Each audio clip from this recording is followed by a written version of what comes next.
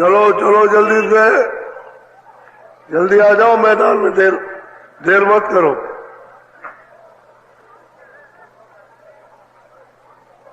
चलो चलो, समय होने वाला।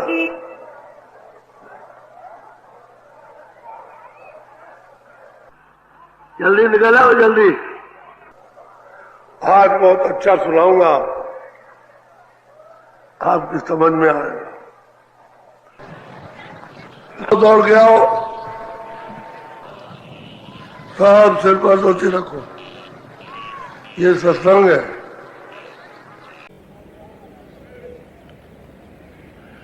प्रेमियों, यहाँ आकर के सब लोग फंस गए और रास्ता बहुत समय से खो बैठे। अब कितना भी तुम कुछ भी करो अपनी अपनी समझ से, तो जो भी आप कुछ करोगे, दिशा चलोगे, उसमें से कोई रास्ता आपका अपने घर पहुंचने का नहीं है। ये सब रास्ते परदेशों के हैं, तो उस तरफ हम लोग चले जा रहे हैं। जब हमको अभी कुछ नहीं मिल रहा, तो जब हम दूसरे प्रदेश में जाएंगे तो वहां क्या मिलेगा? एक प्रदेश ये है मनुष्य, इसमें से निकाल दिए जाएंगे तो दूसरा प्रदेश पशु शरीर, तीसरा प्रदेश पंछी, चौथा प्रदेश कीड़ों का, और जो आखिरी दूर प्रदेश है वो नरकों का है। जब वहां चले जाएंगे तो वहां क्या मिलेगा? जब इस तन में, इस मनुष्य शरीर में रास्ता नहीं मिल सकता जिसमें आपको खोजने का अधिकार दिया गया है, उसका उपयोग नहीं करते हो, तो प्रदेश में जाओगे जहाँ आपको अधिकार नहीं है, वहाँ कैसे इन शर्तों को, इस जीवात्माओं को रास्ता मिलेगा? तो भला ये है, अच्छा ये है आपकी बात, आपकी मनुष्य शरीर पा करके और रास्ते की खोज सब किसी को करना चाहिए। इसका जो भी इस मनुष्य शरीर में आया, सबको यह अधिकार स्वतंत्र दिया गया कि अपने रास्ते की, घर जाने की खोज करे। तो जो घर जाने वाला होगा वो आपको घर की राह बताएगा, और जो घर में जाने वाला नहीं, परदेश में जाने वाला परदेश की रास्ता बता देगा। तो यहाँ सब परदेशी है, परदेश में जाने की तैयारी कर रहे हैं। ऐसे ऐसे सामान, ये सब कर्मों के इकट्ठे कर रहे हैं कि आपको परदेश में इस छोड़ करके, इस देश छोड़ करके, ये देश छोड़ करके और जाना पड़ेगा। ये देश मनुष्य शरीर साधना का देश है, और वो शरीर भोग का देश है। उसमें भोग भोगना है, इसमें जो है कर्म करके और इसमें छुटकारा पाना। तो आप इसमें कुछ नहीं कर सकते हो, तो उसमें कैसे करोगे? ये तो सोचना ही चाहिए आपको। कल आपको बताया कि आग में कौन था, शुरू में कौन था? एक ही था, और यहाँ न वो कभी आया न कभी आएगा। वो तो अपने ही धाम में, अपने ही अखंड देश में और रहते हैं। भाई उन्हीं में ये सब, हम जितनी भी सुनते सब जगह है, नीचे ऊपर, वो सब वही थे। ईश्वर भी वही थे, ब्रह्म भी वही थे, पार भी। जो कुछ भी ये सब मसाला है, ऊपर से नीचे तक सब उसी में था, कुछ नहीं था। उसकी मौज मर्जी हुई। जब आपकी मौज मर्जी होती है तो कारखाना लगाते हो, उसका विस्तार करते हो किसके लिए कि आपको उससे हमको सुख मिले। तो कारखाना लगा, फिर उसमें नौकर चाकर, फिर मजदूर, फिर कर्मचारी अधिकारी उसमें रखे गए। फिर ये देखा गया कि इसमें मुनाफा है कि नहीं, लाभ नुकसान है, तो नुकसान हुआ तो खत्म कर दिया और फायदा हुआ तो उसको चलने दिया। असली बात तो ये है, तो कारखाना उसने मतलब ये लगा दिया। कारखाना लगा करके जब कारखाना लगा दिया और उसको कोई फायदा नहीं मिला तो उसने अपना दूसरे को दे दिया। अब बेच देते हो ना, कहते लो भाई तुम चलाओ, हम तुमको मुफ्त देते, चला सकते हो, तुम चलाओ। तो उसने, ईश्वर ने पहले तो अपने हाथ में लिया, फिर दूसरे को दे दिया और आप बिल्कुल एकदम निश्चिंत होकर के और वो उस प्रभु का, उस मालिक का ध्यान करने लगा। तो ठीक यही बात है, आप कोई खरीदार नहीं तो ऊपर दे दोगे कि भाई तुम ही चलाओ और जैसा करो। तो असल में इसी तरह से उसने जो विस्तार किया है उसने हम लोगों को दे दिया। अब इतनी दूर आकर के गिर गए, इतनी दूर ले आए कि वो जो ले आया मांग करके वो तो जाने देगा। एक मोटी सी बात है, अपना देश उसने बसाया। एक किसी मुल्क में कोई आदमी नहीं था, अकेला था, बाहर से मंगवाए, उनको सुख सुविधा दी, तब तो वहां ठहरेंगे। अगर तकलीफ में जाएंगे तो वहां कौन ठहरेगा। तो उसको काम दिया और उसको आराम दिया और रहने लगे। तो और लोगों को बुलाया, और लोगों को बुलाया तो अपना देश पूरा मतलब मनुष्यों से भर लिया। अब भर क्या मतलब देश, और अब उन्होंने कहा कि हम अपने देश जाएंगे, अपने देश में जाएंगे। तो कह लगे अब तुमको यहाँ बहुत दिन हो गए रहते हुए और तुमको कार्ड यहाँ का मिल गया है, अब तुम अपने देश में नहीं जा सकते, अब ये रहो तुम। कह लगे ना हमको अपने देश की याद आ रही है तो हम क्या करें, हम देश में लोगों से मिले जुले जाकर के बहुत दिन हुए कि हमने उनको छोड़ा है, देखा नहीं है, तो हमारे रिश्तेदार व्यवहार ये वो ये सब लोग तो कह रहा ये लोग अभी नहीं जा सकते हो, नहीं जाने देगा। इसी तरह से उसने मालिक ने इनको सूरतों को दिया।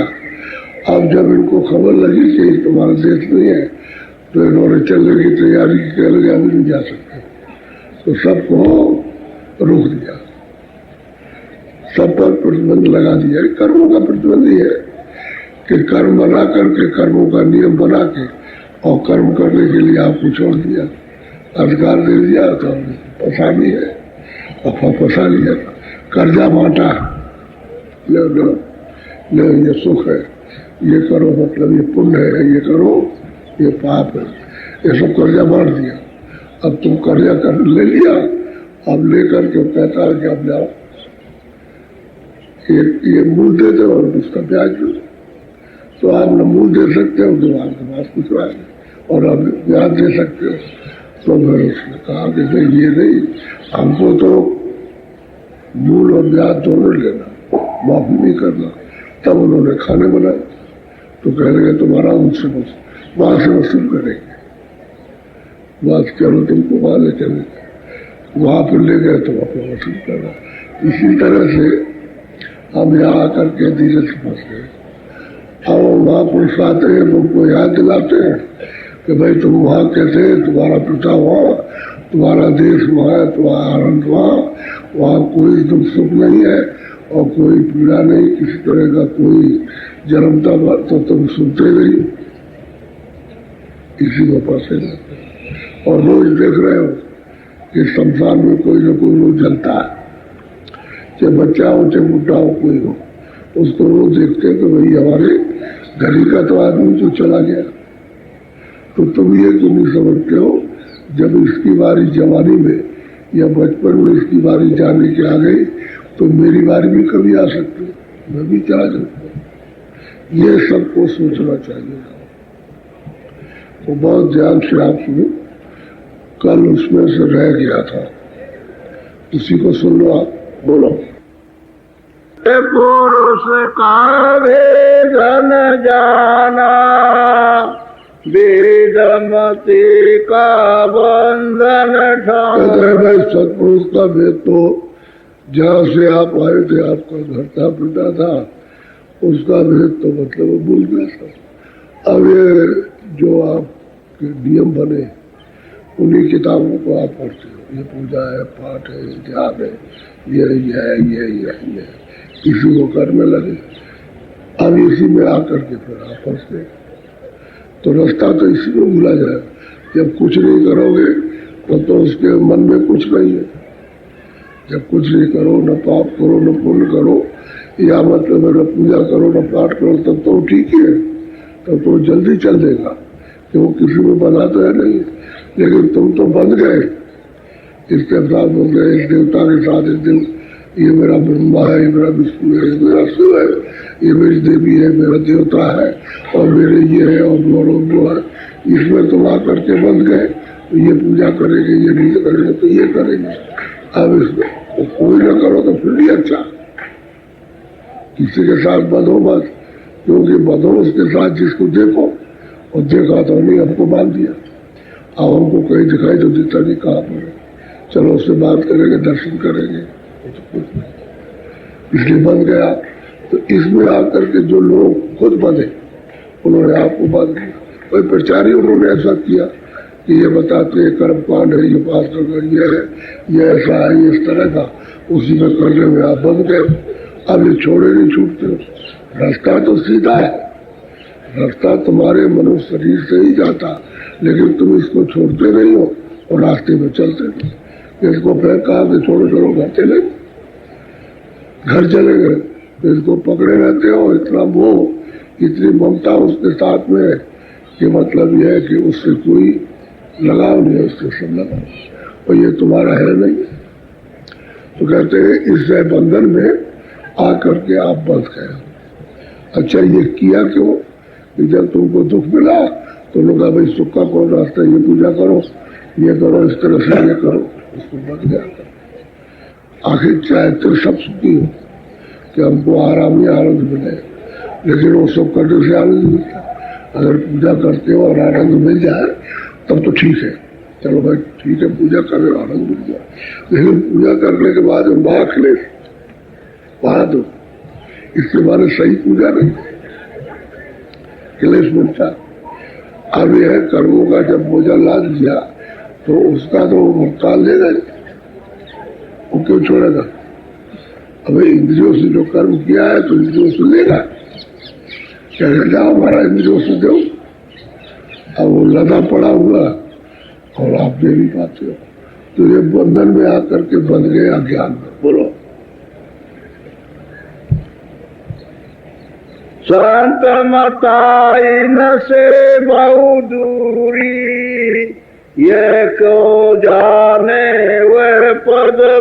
कहते हैं भाई संतों का जो रास्ता है, मत कहते रास्ता, मत कोई जमात आदमियों की नहीं है, मत कहते हैं संतों का रास्ता घर जाने का। तो कहते हैं बहुत दूर है, और ये उसको जानते ही नहीं, ये इसमें फंसे पड़े हुए हैं। और संतों का रास्ता जो है वो उल्टा है, और जाने का ऊपर, आंखों के ऊपर जाने का, क्योंकि सूरत तो दोनों आंखों के बीचों बीच में बैठी है ऊपरी हिस्से पर, तो उधरी से जाने का रास्ता, और ये बाहर इंद्रियों के जाल में फंस गया। इनको क्या पता है कि अपना घर कहाँ, मूल घर कहाँ, असली घर कहाँ है, हम कहाँ के निवासी हैं। अगर आपको अपना घर मालूम हो जाता तो आप हमेशा रहते। अब वहां तो अपने घर में हमेशा रहते, न कोई छोटा न कोई बड़ा, न कोई जलता न कोई मरता, कुछ जैसे के तैसे रहते हो। वहां तो ये सब कुछ नहीं है। और यहाँ रोज तुम देखते हो, अभी जन्मा फिर कल मर गया, अरे वो तो जन्मा था, उसकी खुशहाली हुई और कल रोने लगे, लेकिन वो तो मर गया। ये क्या, आपका घर तो है नहीं, परदेश है, और परदेश में सब होगा अपना घर। तो संतों का जो मत है, रास्ता है, वो तो बहुत दूर उसको तो ये कोई जानता नहीं। बोलो। याते संत संग अब कीजे और संग सब परे। अब महापुरुष कहते हैं कि इसलिए संतों की खोज करो और उनका संग करो, उनके सत्संग में जाओ और जो वचन कहे उसको सुनो। और जितने भी संग है उनको कहते हैं कि छोड़ दो, तज दो, उनसे किनारे आ जाओ और सत्संग का सत्संग करोगे तो आपको घर का पता लगेगा कि घर जाने का कौन सा रास्ता है। जब ये इच्छा हो जाएगी कि चलो अपने घर में चले गए तो रास्ता बता दे, ये रास्ता जाने का, तो फिर उसकी कमाई कर लो। थोड़ी तुम कमाई करो, थोड़ी वो करे, तो कुछ मेहनत तुम करो, कुछ करते हो और घाट पे ले करके और जब नाम के साथ पकड़ा देंगे तो फिर वो करेगा, वो जो अंदर बैठा हुआ। तो तुम्हारी मेहनत तो उनकी, महापुरुषों की और उसकी, तीनों की मेहनत मिल जाएगी और घर चल सकते। तो कहते हैं और संग जितने भी उसको परिहारो, छोड़ दो, कहने की जरूरत नहीं है। संतों के सत्संग की खोज करो और वहां जाके उनका सत्संग करो। तब ये भ्रम और शंका जो नाना प्रकार की है, विडम्बना, इससे कुछ मिलेगा, इससे कुछ मिलेगा, कुछ नहीं मिलना। मिलेगा तो घाट में बैठ करके, और घाट आपको मालूम नहीं। बोलो। सत्संग या का नाम कहावे, मिले संत तब ये घर पावे। सत्संग उसका नाम है कि संत मिल जाए रास्ता देखने वाले, तो घर का रास्ता बता देते। देखो आप चलो तुम यहाँ तुम छोड़ चुके हो, अपने घर के रास्ते को यहीं से पकड़ लो। तो सुरतों को दोनों आंखों के घाट पर अंदर बैठा के और नाम के साथ जोड़ के कहते अब चलो, ये रास्ता है जाने का। नाम पकड़ के ही आए हो और नाम पकड़ के ही जाओ, दूसरा कोई रास्ता नहीं। शब्द ही तुमको ले आया, सब सुरतों को शब्द ले आया, और जब सुरतों को ले जाएगा तो शब्द ही ले जाएगा।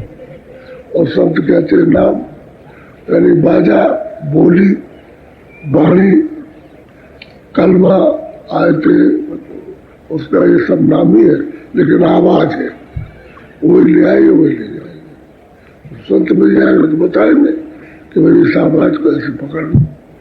तो हमको चाहिए कि संतों का जो संत है उनका सत्संग, और वो रास्ता जानते हैं, वो घर का राह बताते। बोलो।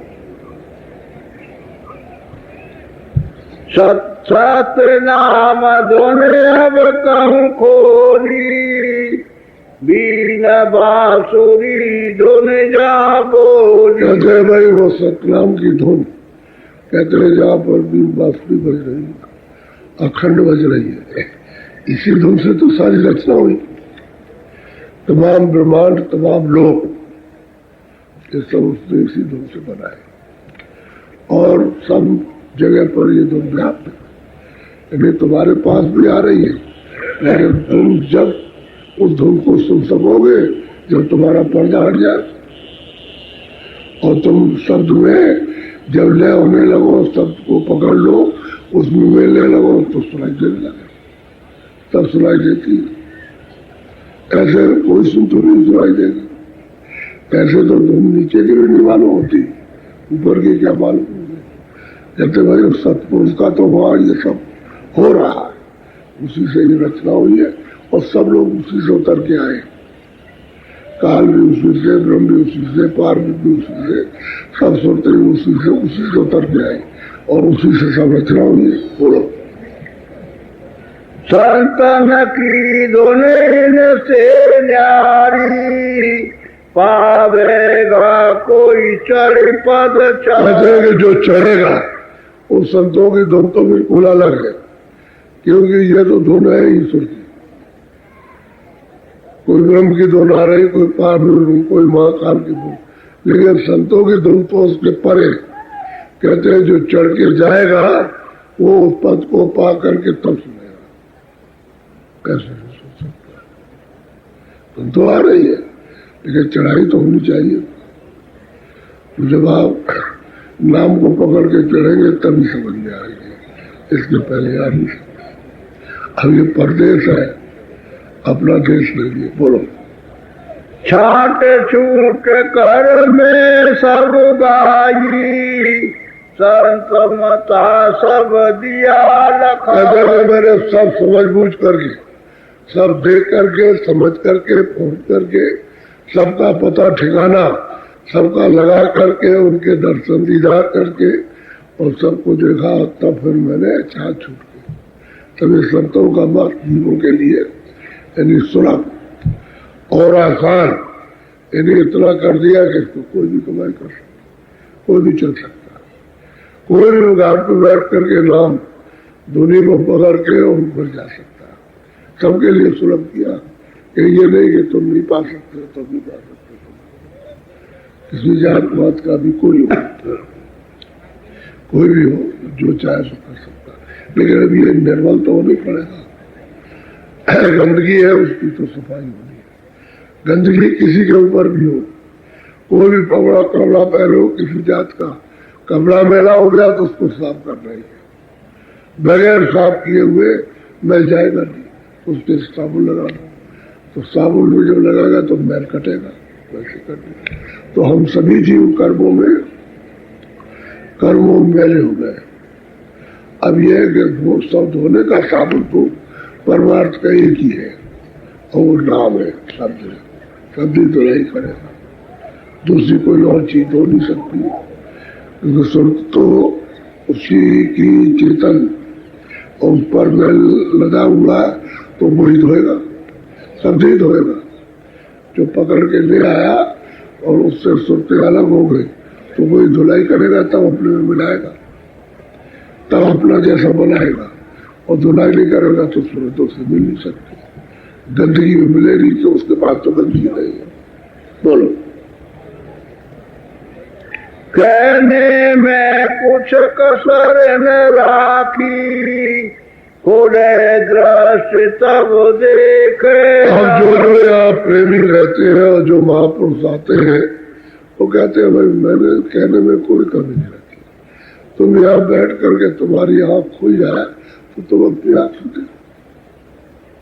हमने तो आँख खोलने की बात बताई, कान खोलने की बात बताई, वेद वाणी को सुनने की बात बताई है, ऊपर लोगों में चढ़ने की बात बता रहे। तुम्हारी आँख खुल जाएगी तुम सब देखने लगोगे, कान खुल जाएंगे सब सुनने लगोगे कि कौन क्या कह रहा हो, क्या है, किसका क्या है, सब चीज मालूम फिर होने लगेगी। लेकिन आँख ही खुल जाए तीसरी और उसी के लिए यत्न किया जाता है।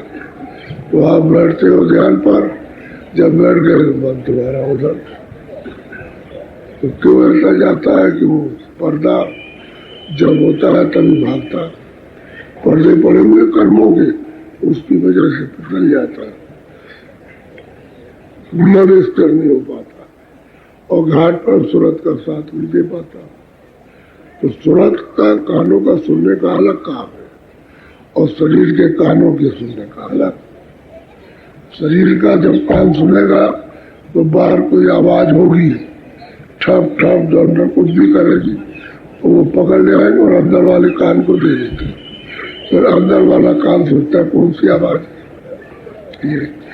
अब अंदर के कान के ऊपर से आवाज आ रही, तो जब तक कि उधर से वो न सुनाई दे तो वो कान नहीं समझ सकते और ये न तो ये नहीं समझ सकते। जब आवाज होगी तभी पकड़ेंगे, उधर की आवाज होने लगे तो वो पकड़ लेंगे।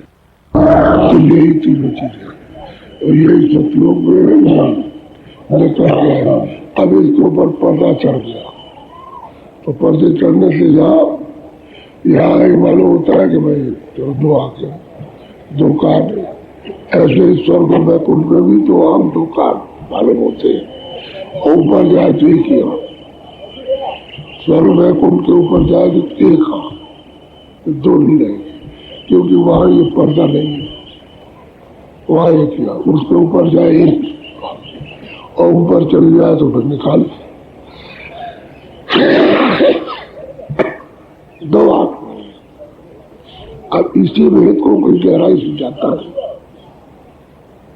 कोई अगर कह भी दे कि मैंने वहां देखा, तो भाई तुमने कैसा देखा, तो वहां के जो लोग रहते हैं, जो सुनते रहते हैं, अगर उन्हें बताएगा तो झूठा और वो पता चल जाता हो। किसी को पता नहीं कि क्या क्या होगा, कैसा रूप है, कैसा रंग है। अब कहते मैंने छाछ छूट कर देखा, संतों का मत यदि रास्ता बता दिया, शंका करने की जरूरत नहीं। जब दृष्टि खुल जाएगी तो अपने आप देखो। करना चाहिए ना, करनी करो, मार बन डालो। करनी करना है, मन को थोड़ा रोकना, इंद्रिय रोक द्वारा, इंद्रियों के दरवाजों से मन को रोककर और घाट पे जाओ, सूरज का साथ दे, ये थोड़ी काम करना। और कहते हैं पर आगे की तो जानी, इतना काम तो मेहनत से कर लो और फिर आगे खिंचाई में जाओ। और पहले ही से खिंचाई होगी कि मन तो यहाँ लगाऊंगा और खिंचा तो फिर चिल्लाएगा, मर जाऊंगा और मैं नहीं कर सकता हूँ और मुझसे नहीं होगा और मैं डर गया हूँ और मैं कांपता हूँ, सब कुछ कहेगा। इंद्रियों लगा हुआ है, और जब इंद्रियों का से हट जाएगा और उसको दूसरों को त्याग दे तो मैं दरवाजे पर आकर सूरज के साथ देगा, तो उसको भी मन में लगा, सूरज को मिल जाएगा। तो इतना काम करो तो वक्त फिर आगे की सोच बोलो। संत मेरे से कोई कोई पावे, बिना संत कुछ हाथ में। भाई जिस पर मेहर हो जाए, जिस पर दया हो जाए, कृपा हो जाए, कोई व्यक्ति पाता सब नहीं। तो सब बात सुनते ही नहीं, सब बात मानते ही नहीं, सब करते ही नहीं। लोग जान करेंगे, सुन करेंगे, भजन करेंगे। कहते कोई आम महल जिस पर दया हो जाती है उसको वो चलता।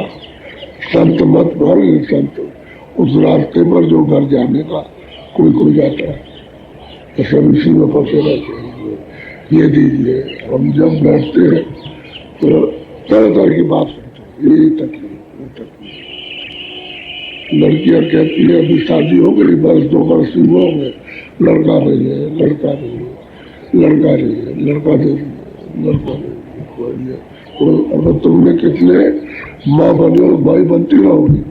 मनुष्य शरीर में रहो तो माँ ही रहना, पशु शरीर में जाओ तो माँ रहना, वहां मतलब माँ ही रहना। और शरीर में जाओ, वहां कितने लड़के बच्चे तुमने पैदा किए, सबको आगे छोड़ दिया कि नहीं छोड़ दिया, इनको ये सोचना चाहिए।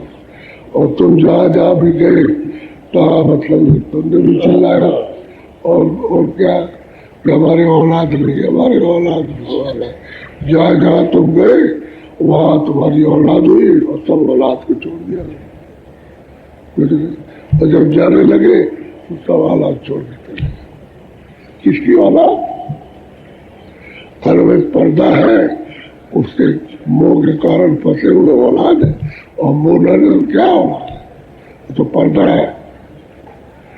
पर्दे में क्या वो पर्दा तो रहेगा नहीं, पर्दा में चूक है। अब इसी मोह में फंसे रहते हैं, तो हम सुनते रहते हैं। और ये है कि जो उनको लाभ होना होता है, क्योंकि सब तो एक परमार्थ के लिए आते नहीं, कोई किसी गरज के लिए, कोई किसी मतलब की उसी इबारत के लिए, कोई किसी काम के लिए, सब भटकते रहते हैं। और महात्माओं के राह सब तरह का होता रहता है, लेकिन अब यह है कि उनको परमार्थ की चाह होनी चाहिए, अपने जीव कल्याण की, संसार का कल्याण चाहते हैं। तो संसार के कल्याण से जिनका कल्याण हुआ है, जिनको सब चीजें मिली, और तुमसे भी ज्यादा दुखी, तुमसे बहुत ज्यादा दुखी। उनके पास धन भी है, उनके पास में मकान भी है, सब उनके पास सुविधा भी है और कपड़े भी है और खाते और पीते भी है, लेकिन तुमसे बहुत ज्यादा दुख है। और उनको तरह तरह के रोग लग गए,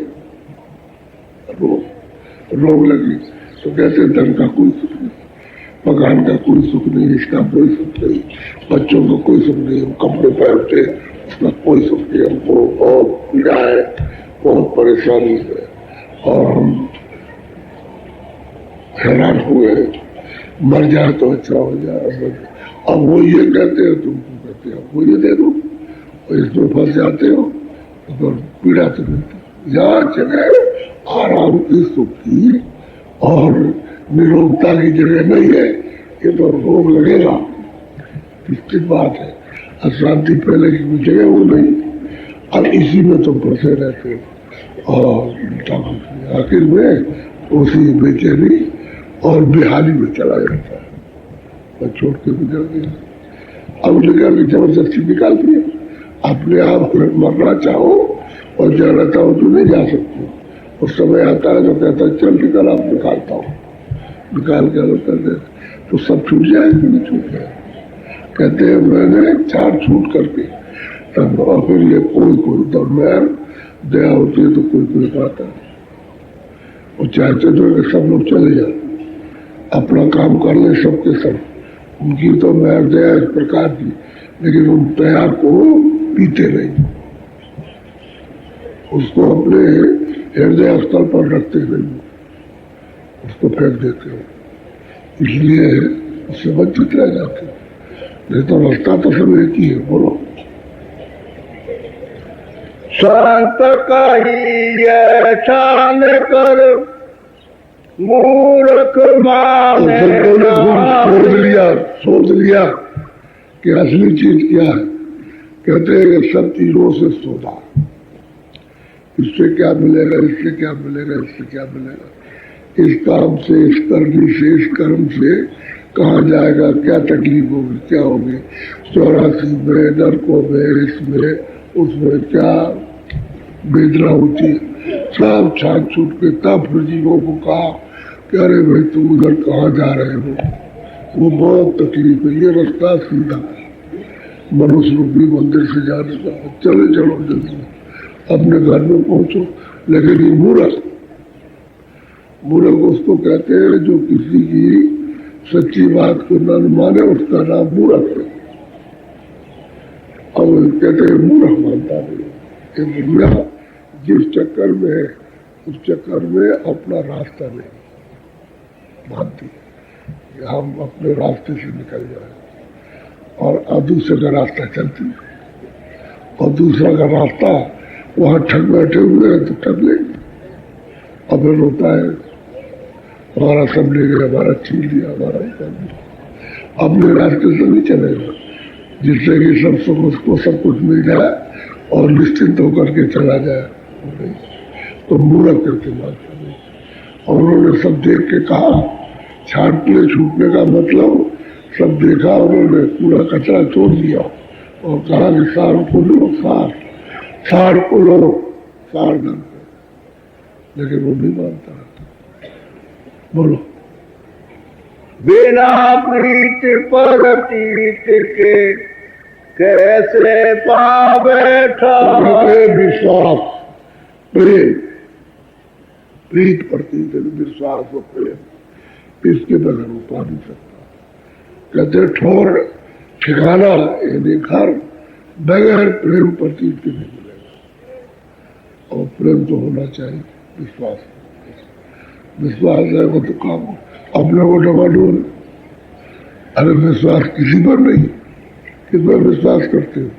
स्त्री रहती है उसमें विश्वास जो तुम की बात है, न वो विश्वास करती है और न तुम करते हो।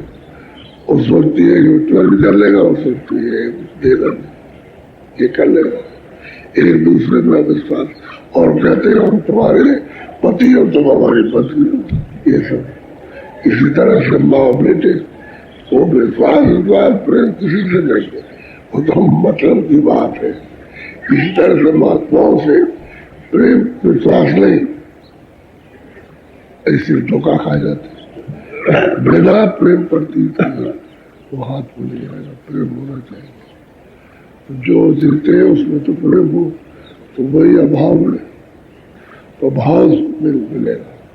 जब भाव में मिलता है तो भाव में प्रेम हो जाता है, भाव में श्रद्धा होती है, विश्वास होता है, भाव सहित जो खोदे प्राण भाव भक्त मम सुख, मोरे मन प्रभु विश्वासा और राम से अधिक राम कर दास।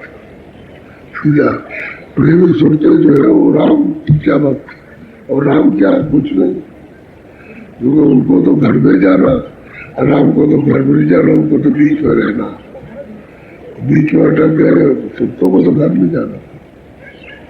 ये सब में विश्वास होना बहुत जरूरी है। बोला संतन से करे प्रीति अब दृढ़ कर चेत क्या करो अब का मतलब इस शरीर से अब यदि प्रेम कर, ये मरने न पाए जाने न पाए, और प्रेम करो जड़ता है, पक्का विश्वास है, प्रेम उनसे कर लो मिल जाएगा, तब मिलेगा। बोलो और जिन लोगों ने भी प्राप्त किया, जब महात्मा आए तो उन्होंने पूरे दृढ़ता से, प्रेमियों ने विश्वास प्रेम के साथ किया, जब पूरा उनको प्रेम और विश्वास हो गया उनको प्राप्त किया, मिल गया। वो कहा कि हमको मिला इस तरह से मिला, फिर वो इस तरह से बताया।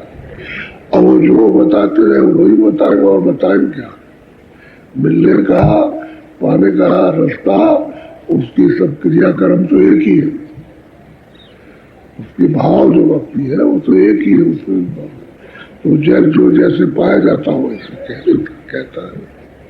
तो प्रेम प्रति तो बड़ी जरूरी है, इसके बिना तो काम बनेगा। बोलो करम भरम सब छोड़ कर सूरत शब्द में रास्ता बताया घर जाने का, सब कर्म भरम क्रिया कर्म, पूजा पाठ जाप तप तप तीरथ वगैरह सब छोड़ कर दी, और कहते हैं सूरत को शब्द के साथ में जोड़ दो, उससे मिला दो, यही तुम्हारे सब कर्म है, असली काम तुम्हारा यही है, और बाकी जितना भी कर रहे हो सब नकली है, असल चीज मिल जाएगी। और सूरत को शब्द से नहीं जोड़ोगे तो ये जो आप कर रहे हो सब बेकार है, उसे कुछ मिलने वाला नहीं, कुछ भी नहीं मिलेगा। इन्हें जीवात्मा को कुछ नहीं मिलेगा, शरीर है वो तो पाप का भी फल मिल जाएगा, पुण्य का भी मिल जाएगा, तो देही है तो देही में मिलेगा। जो पाप करेगा उसको कठोर दंड, और जो पुण्य करेगा उसको थोड़ा आराम मिल जाएगा, जीवात्मा नहीं निकल सकती।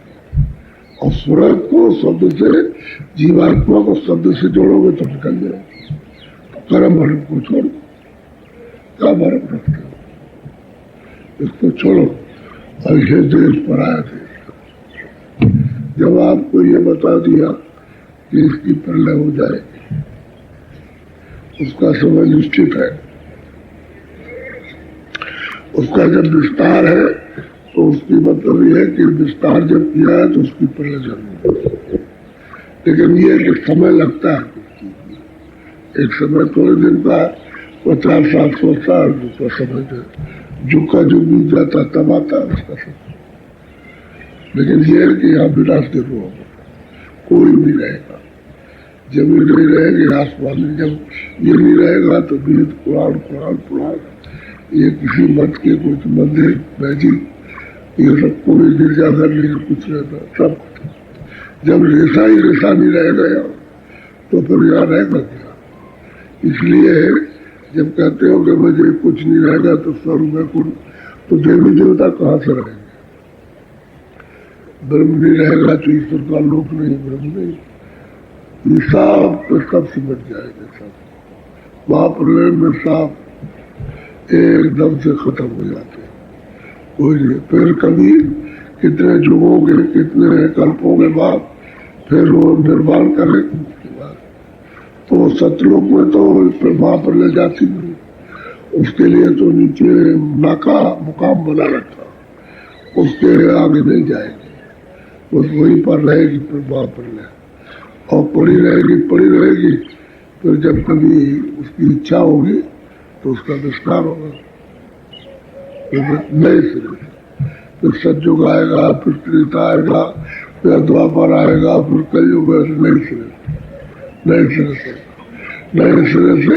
लेकिन ये बात जरूर है कि सुरते यहाँ सबसे छुटकारा पा जाती है, पर वो ये है कि वो सीमा के अंदर रहती है, तकलीफ तो वहां कोई नहीं है, न वहां जन्म की है, न मरण की कोई तकलीफ है, न कोई राजा न कोई रैयत है। ये तो इतना जरूर है तो मालिक का दीदार दर्शन नहीं कर सकते, और अखंड देश में, अस्थायी देश में, सतलोक में नहीं जा सकती, और जहां तक महाप्रलय होती है वहीं तक रहेगी। अच्छा, फिर इसके से पड़ी रहेगी, आनंद लेती रहेगी, उसके बाद जब विस्तार होगा तो फिर यहाँ दे देगी, फिर यहाँ उतार देगा हर मंडलों में, हर एक मंडल में उतारने गए, यहाँ की यहाँ ले आए। फिर उसी तरह से फिर कर्म भरम बनेगी, फिर किताबें बनेगी उसी तरह का, और फिर तो उसी को फिर बढ़ गया। ऐसे बार कई बार हो चुका, कई बार हो चुका, कई बार बापरले हो गई। ऐसे ही है, फिर हो जाए, समय है उसका। इसलिए सबको चाहिए कि आज ये मनुष्य शरीर मिला है तो इसी जीवन में आज लग करके काम कर ले, चिपट के करो, किसी काम को करो, लग के चिपट करो, काम हो जाए। आलस होने का काम मत करो, तो लग करके करो। भजन है, ये सीधा रास्ता है। तो इतनी तकलीफ नहीं है जैसे पहले तकलीफ होती थी। लोग जो है योग में तकलीफ करते थे, लोग जो है वो त्याग करते थे, लोग जो है व्रत रखते थे, शरीर को गलाते थे, वो कोई तकलीफ नहीं, बस खाली मन को हटाना। इस सब जगह से जो बधा हुआ है मन और इंद्रिया, उनको हटा करके उनको इधर दरवाजे पर जाना और यहाँ से बैठ के भजन करना। बस उस मूल सूरत को शब्द से जोड़ दो और सब काम छोड़ दो, शब्द से जोड़ो। इसमें जितनी मेहनत कर लोगे उतने धन प्राप्त हो जाए। इसमें मेहनत करो, ये सुरतों का अमूलक धन है, इसी को प्राप्त करने के लिए देही मिली है, और उस देही से ये काम देते नहीं हो तो देही बेकार हो जाएगी, बेकार चला जाएगा, और फिर ये देही इस काम के लिए मिलेगी नहीं। अभी तो कोई नहीं सोचता है, जब किसी 84 योनि में चले गए और बंद कर दिए तो वहां क्या होते रहो। अब बताओ अभी कि नर शरीर बेकार न जाए, इसी से काम ले लीजिए। अच्छा, बोलो जय गुरुदेव। अच्छा, हम तो पहले भी सत्संग करते थे, थोड़ा ये बोल देते थे कि भाई ऐसा मत करो, देश पर, समाज पर, जाति पर, व्यक्तियों पर कुछ कह देते थे।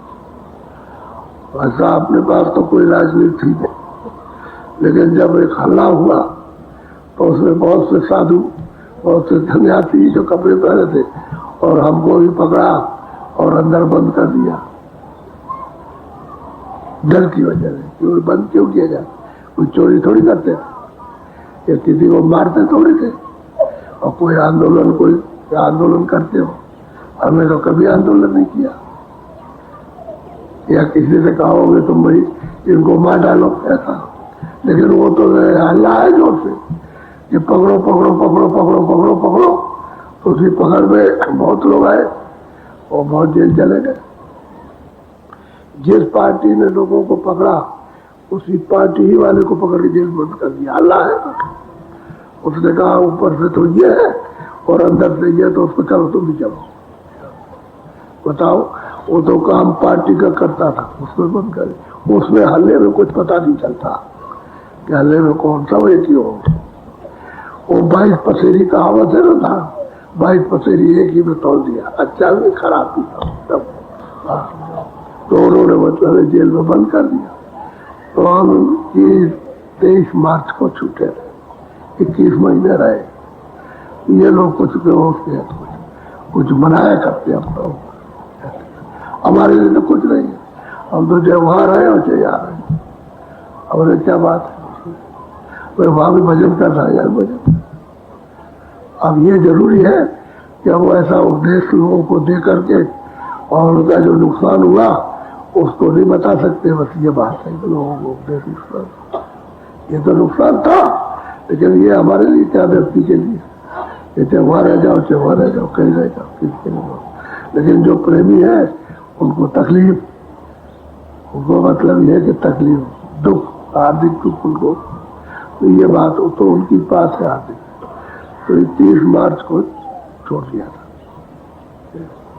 और ये खैर कुछ नहीं, हम तो फिर कुछ नहीं कभी, हम तो जब भी वैसे ही करते थे अभी। अब हमने कहा कि आपने वो बात बताना आगे वाली खत्म कर दी, जानते तो सब ये क्या है ना, तब देखते रहते, लेकिन आपको नहीं बता सकते, किसी को नहीं बता सकते। अब हमने कहा कि तुम भजन करो, ये लोगों से कहा कि और कुछ मत करो, भजन, दिन में अपना काम करो, खेती करते हो और दुकान करते हो, दफ्तर का काम करो और शाम को भजन करो, उससे तुमको बाद में तुम से कुछ नहीं मिलेगा। जब हम लोगों को बताते थे उससे लोग फायदा नहीं उठा सके तो तुम्हारी बातों से कोई क्या फायदा उठाएगा। हम उनको सजेगा मत जाओ, देखो ये खराब लगता है, ये खराब चाल है, इससे तुमको तो तकलीफ होगी, तो हमारी बात को नहीं समझ सकते तो आपकी बात कैसे, तो भजन करो, उससे कुछ होने वाला नहीं है। और जब से बोलना बंद कर दिया तब से सब टिटनेबाजी खत्म, अब कुछ नहीं, अब तो रेडियो पर बस कुछ नहीं, कोई बात नहीं, तो कुछ आता ही। जब हम बोलते रहे तो सब जगह से सबके भाषण चलते रहे। अब भजन करो, अब देसी विदेशी कोई भी आए वो भजन की बात करता हो, भजन करो। अब ये तो पौने 3 साल हो रहे, अभी 4 महीने और रह गए, तब तक 3 साल पूरे हो जाएंगे। अभी आता समय, इसलिए भजन पर जोर, और कोई बात किसी को नहीं बता सकता हूँ आगे क्या है। बोले भजन करो, संकट दूर कराना तो भजन करो, वो तो सबका संकट है, किसी एक व्यक्ति का संकट नहीं है, उसमें सब समावेश है, सब संकट के भुक्तभोगी, भोगने वाले, जो संकट जो खड़ा किया है किसी एक व्यक्ति का नहीं, सबका है, उसमें सब भोगने वाले। तो हम भजन करो, अगर संकट से निपटना चाहते हो तो भजन करना पड़ेगा। तुमको क्या मालूम क्या संकट आने वाला, बाबा जी क्यों ज्यादा जोर देते हैं, तुम्हारी समझ में अभी नहीं, तुम्हारी समझ में तो जब वो वक्त आता है तब कहते हैं तो तुम्हें क्या होगा, पहले से तैयारी करो अपने बचने की, तो मतलब भजन करो, भजन का पूरा जोर है, फूलों वाला, एक पैसे भी कुछ कभी नहीं, जोर से देव करा कि तुम कितना भी काम करो तेरा हाथ कुछ नहीं पड़ेगा। भजन कर तब काम कर, भजन पहले और काम बाद, काम तो कर उसको लेकर भजन में ध्यान रख कि मुझे काम करके भजन करना है, ये काम करके भजन करना है, बच्चों की सेवा करके भजन करना और सो करके जागना तो भजन करना, ये तुम्हारा ध्यान भजन पर होना चाहिए। जब लगे रहे कि भजन कर रहे तो बन जाएगा। अब काम तो मना नहीं किया, काम कर लो, ठीक है, दफ्तर में जाता है तो दफ्तर जाओ, लेकिन वहां से लौट के आए भजन करें, ये होना चाहिए, सब जगह ऐसा ही हो। तो आप लोग ये अपनी आदत बना लो, भजन तुम्हारा बन जाए। अब बनने लगा लोगों का भजन, अब लोग सुनाने लगे, अब सुनाने लगे, कानों में आने लगी बात, अब आई है गर्म आई है सुनाने वाली बात, अपनाने लगे, इसी तरह से भजन बन जाएगा। और क्या, सब छाट छूट करके वो आत्मा ने देख के बताया, और महात्मा किसी की निंदा नहीं करते, यथावत जो चीज होती है उसको बता देते। अरे भाई स्कूल में मास्टर पढ़ाता है गणित, वो सवाल बता देगा, भाई ये इसका जोड़ है, बाकी है, ये है, वो है, ये देखो, ये तो कोई निंदा थोड़ी करता, वो तो उसका हिसाब निकाल देगा, उसका निचोड़, तो निचोड़ को तुम नहीं समझ सकते हो। तो महात्मा कभी किसी धर्म की या किसी कर्म की या किसी देवता की या किसी गंगा की या देवी की या किसी राम की किसी कोई निंदा नहीं करते, यथावत चीज होता बताते, जैसी की तैसी, वही उसी को समझने की जरूरत है। कभी कभी कोई संत किसी ने भी किसी की निंदा नहीं की,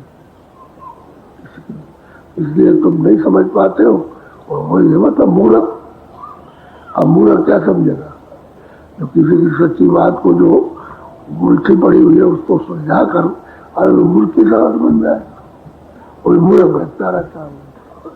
इसलिए लोगों को कभी ये बात एक सपने में भी नहीं सोचनी चाहिए। उससे क्या पाना है? हम कहते हैं कि मंदिर है, इससे आपको क्या मिलेगा? ये मंदिर है, ये तो एक चिन्ह है कि भाई एक महापुरुष आया था, ये दिया तो वो तो दिया मकान में। उसको सोचना चाहिए कि भाई इस मकान में आया था, इस मकान में दे रहा है, उसको लेना चाहिए अमूलक धन को। भगवान की जैसे नहीं मंदिर से मिलेगा, मंदिर से क्या मिलेगा? मंदिर तो क्या? मंदिर तो ये है कि भजन कर लो, वो उसका इशारा ये बताया था, वो है मंदिर, वो यादगार है मंदिर की। तुम्हारा जो चित्त घूम जाए, तुम्हारा मन घूम जाए, तुम्हारी बुद्धि समझ में आ जाए, ये कोई भी चीज होती है उसका उद्देश्य होता है।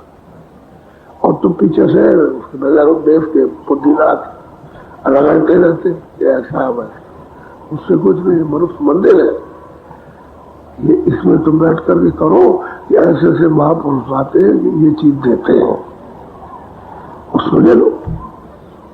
ये यादगार होती है सबकी। भाई वो आए उस समय पर उन्होंने दिया, अब यह है कि तुम ये चीज ले लो वापस। उसकी यादगार रहती है देने की। जो हम लोग वस्तु अपने घर में जाने की देते, राह देते हैं, रास्ते का भेद बताते हैं सबको, तो ये आपको समझ नहीं आती। तो लोग न समझ के कारण कुछ समझ नहीं आते। अब जल में तो तुम रोज नहाते हो, चाहे यहाँ ना हो चाहे कुएं में ना हो, और नदी में डालो, उसमें क्या फर्क पड़ता है? अगर वो पानी पाप नाश कर सकता है तो ये भी पानी पाप नाश कर देगा।